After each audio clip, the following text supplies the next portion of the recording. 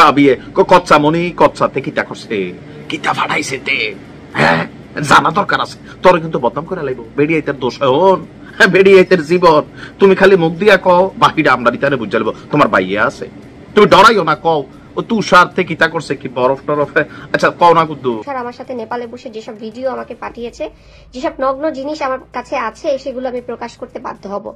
তুষারের উদ্দেশ্যে আমি বলতে চাই, এবং এনসিপি যারা আমাকে নিয়ে নোংরা খেলায় মেতে উঠেছে তাদের উদ্দেশ্যে আমি বলতে চাই, আপনারা যদি এই মিথ্যা প্রচারণা থেকে বিরত না থাকেন তাহলে আমি বাধ্য হব তুষার আমার সাথে নেপালে বসে যেসব ভিডিও আমাকে পাঠিয়েছে, যেসব নগ্ন জিনিস আমার কাছে আছে, সেগুলো আমি প্রকাশ করতে বাধ্য হব।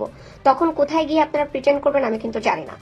আমি ওয়ার্ন করছি, আমি জনসম্মুখে চাই তুষার যেন আমাকে সরি বল। এতটুকু অংশ যারা দেখছেন বুঝতেই পারছেন যে কি নিয়ে আমরা কথা বলছি আর কি নিয়ে এই মুহূর্তে মাঠটা গরম আছে। কথা হচ্ছে এনসিপির ব্লুটুথ বয় তুষারকে নিয়ে। দর্শক, এই মুহূর্তে তুষার এবং নীলা, এনসিপির সাবেক নেত্রী নীলা ইসরাফিল নিজের মুখেই বলল তুষার কোন কোন দুষ্ট দুষ্ট ভিডিও পাঠাইছে। পোলাপাইন মানুষ এরকম একটু একটু করে, প্যাম্পিরিতির মধ্যে চলে কি। আচ্ছা যাই হোক, এখন হঠাৎ করে কেন আবার এই ঝামেলাটা পাকাইলো? তুষার প্রমাণ করতে চায় নীলা একটা বাজে মেয়ে, আর নীলা প্রমাণ করতে চায় তুষার একটা বাজে ছেলে। তো এই বাজে ছেলে মেয়ে দুইজনই কিন্তু এনসিপির খুবই বড় একটা পোস্টে আগে হোল্ড করতো। তুষার এখনো বিভিন্ন জায়গায়, ওই যে একটা ডায়লগ শুনছিলাম, কয় মানুষ আমার অপমান করে, আমার কাছে টাকা পয়সা ইজ্জত নাই, তারপর বিষয়টা আমার ফিল হয় না। আমার রক্তের মধ্যে একটা ভাইরাস আছে যে অপমান ফিল করতে পারে না। তুষারের রক্তে সম্ভবত এরকম ভাইরাস আছে নাকি নীলার রক্তে, তারা একে অপরকে প্রমাণ করতে চায় যে কার মান সম্মান নাই। গেল কয়েকদিন আগে আপনার এই সাবেক নেত্রী নীলা ইসরাফিল ঢাকা মেডিকেল কলেজ হাসপাতালে ভর্তি হয়েছিলেন।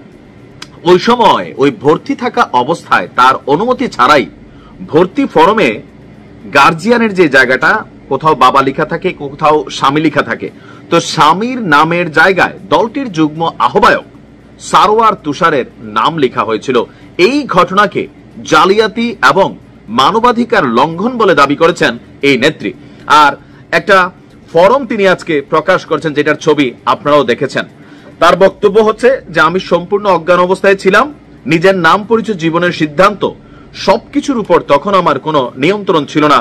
আর ঠিক সেই সুযোগেই সারোয়ার তুষার আমার স্বামীর নামের জায়গায় নিজের নাম বসিয়ে দিয়েছে। এটা কোনো ভুল নয়, এটা আইনগতভাবে একটা জালিয়াতি।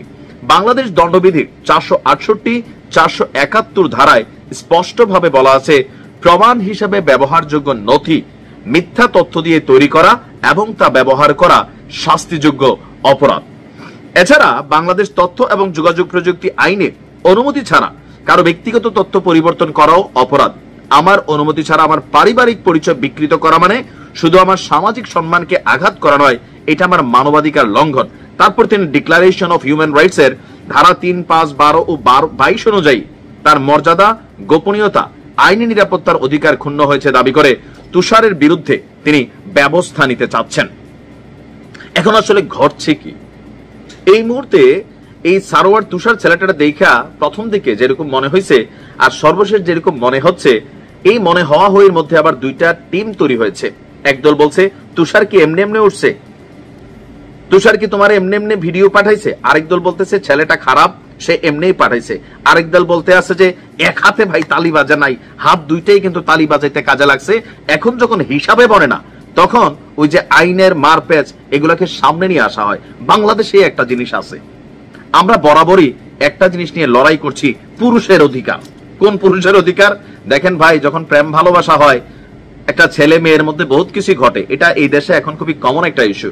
তো ঘটাঘটির পরে যখন কোনো ভেজাল তৈরি হয়, তখন অলওয়েজ নারী নির্যাতন, নারী অধিকার বইলা এই নীলা ইসরাফিলের মতন অনেকেই এটার পক্ষে আওয়াজ তোলেন, আর তুষাররা বাটে পড়েন।